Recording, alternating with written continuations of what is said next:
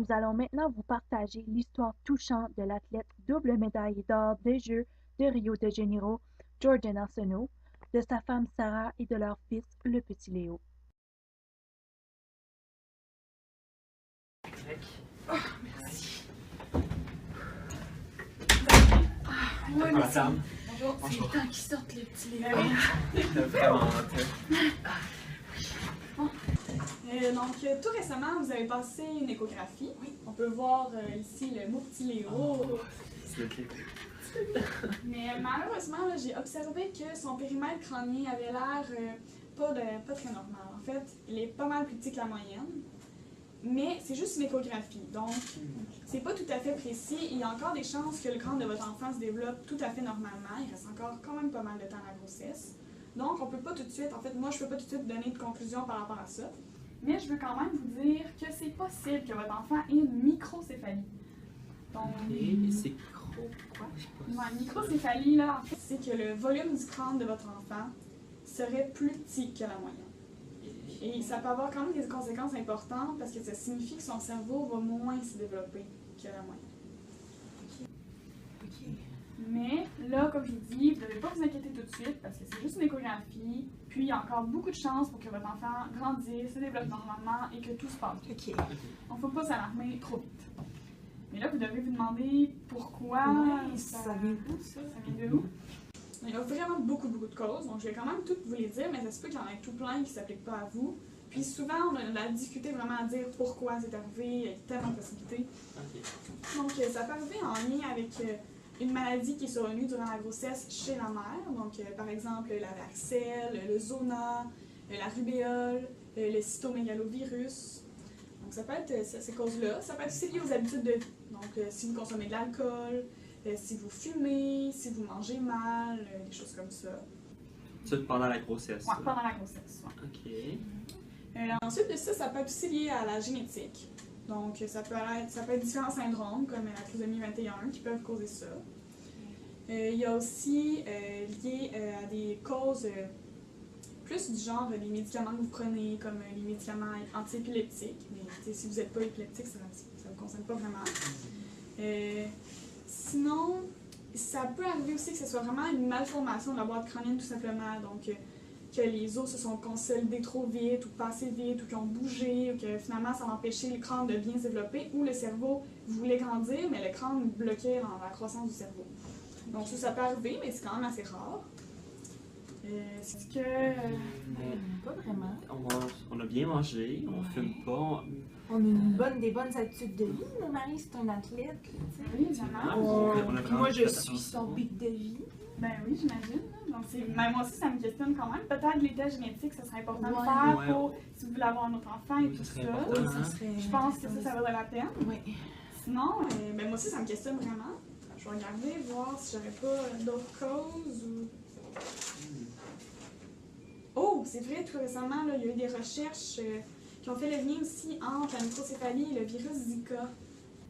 Je sais pas, est-ce que vous connaissez un peu ce virus-là? Non. Récemment, j'ai été au Brésil pour justement les Jeux Olympiques.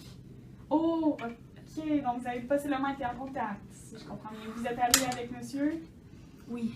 Donc ça pourrait être une cause possible, mais pour le moment, c'est sûr que je peux pas dire si c'est ça. Oui, on a entendu parler aux nouvelles, ils parlaient juste de ça récemment. oui. Oh my god, c'est toute notre faute. Non, mais ça peut arriver à tout le monde. Là. Ça peut arriver à tout le monde qui va au Brésil, c'est sûr, mais peut-être que vous n'avez pas pris les bonnes précautions, mais là, de toute manière, votre enfant n'a pas encore de diagnostic de microcéphalie. Ça se peut que tout se passe bien, donc il ne faut pas trop s'inquiéter pour le moment. Donc, vous pouvez repartir chez vous quand même l'esprit tranquille, mais je voulais quand même vous mettre à l'affût de comment se déroule la grossesse. On va se revoir bientôt aussi pour en rediscuter. Ok. Ouais, Ça vous ok, va? ben, merci beaucoup, Dr. Laflamme. Oui, merci. Plaisir. Pour l'éclaircissement. Plaisir, bonne fin de grossesse. On se revoit bientôt.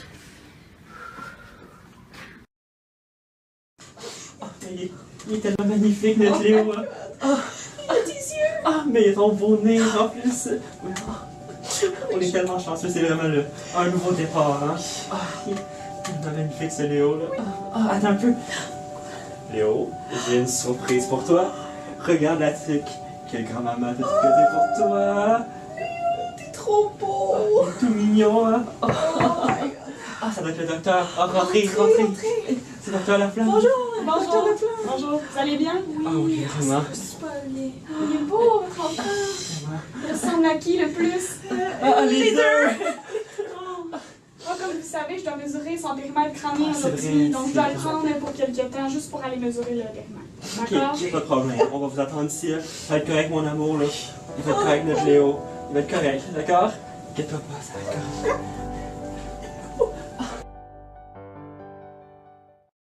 Je vous ai convoqué pour en fait vous expliquer comment j'ai mesuré le périmètre crânien de votre enfant et aussi pour vous donner le résultat de cet examen-là. Donc d'abord, je vais vous expliquer le processus. Donc j'ai mesuré le périmètre crânien de votre enfant au niveau du front, des tempes et de l'occiput, qui est vraiment la partie postérieure du crâne. Et ensuite, j'ai comparé le résultat avec la moyenne. Donc il y avait des courbes qui sont faites par l'Organisation mondiale de la santé. Donc, ça compare votre enfant avec tous les enfants du même âge, qui ont le même poids et la même taille. Donc, c'est vraiment une mesure très exacte. Donc, est-ce que vous avez des questions? Ben oui, on se demandait pourquoi on a fait la mesure seulement 24 heures après. Oui, c'est 24 heures après parce que lors de l'accouchement, le bébé, lorsqu'il passe dans les voies vaginales, son crâne est comprimé vu que ses os ne sont pas encore tout à fait solides, bien formés. Mais 24 heures après, la compression est résorbée, donc le périmètre est plus exact. Ah, ça répond à l'autre question. Donc maintenant, ça va être le temps de comparer le résultat de votre enfant avec la courbe. Donc, comme je vous en avais parlé, je doutais fortement que Léo avait une microcéphalie. Et j'ai mesuré son périmètre et il a obtenu un périmètre de 30,1 cm. Donc, c'est vraiment en dessous du 3e percentile. Donc, je peux vous confirmer le diagnostic de microcéphalie. On se doutait qu'il y avait quelque chose. Mais... Donc maintenant, je vais vous parler un peu du niveau de sévérité là, de l'atteinte de votre enfant. Donc ça peut aller de léger à sévère, mais votre enfant est plutôt dans la forme sévère. Donc il peut présenter quand même plusieurs symptômes, mais ça ne veut vraiment pas dire qu'il va avoir tous ces symptômes-là. Mais je vais quand même vous faire part des différentes possibilités. Donc il peut avoir un retard psychomoteur, donc il y a quand même plusieurs difficultés à marcher ou à se tenir assis de façon autonome. Il peut avoir un retard de la parole, du strabisme. Parfois une épilepsie, dans environ 10% des cas. Il peut être aussi un peu hyperactif. Parfois un retard mental, plus ou moins profond, des problèmes de coordination, des pertes de l'ouïe, des problèmes oculaires ou des difficultés de déglutition. Non, mais c'est certainement pas tous ces symptômes-là que votre enfant va présenter. Donc maintenant que je vous ai annoncé le diagnostic de Léo, il va être important que votre bébé passe un scanner du cerveau à chaque mois pour voir comment grandit son périmètre crânien. Et à chaque fois, je vais comparer avec les normes pour voir où il se situe. Puis ne pas vous inquiéter aussi parce qu'il va y avoir une équipe multidisciplinaire qui va le suivre et qui va l'aider à bien grandir. C'est rassurant. Ça me rassure, ça, Ok. ouais. Je vais vous parler un peu des traitements qui sont disponibles pour votre enfant, Léo. Donc, premièrement, il y aurait des médicaments que je pourrais lui prescrire, notamment pour son épilepsie, parce que vous m'avez parlé là, qu'il semblait avoir quelques crises. Donc, je pourrais prescrire des anticonvulsivants, si ça vous intéresse. Puis, également, plus tard, s'il y a un peu des symptômes d'hyperactivité, je pourrais lui prescrire du Ritalin. Aussi, ce que je trouverais pertinent, ça serait de le référer en ergothérapie.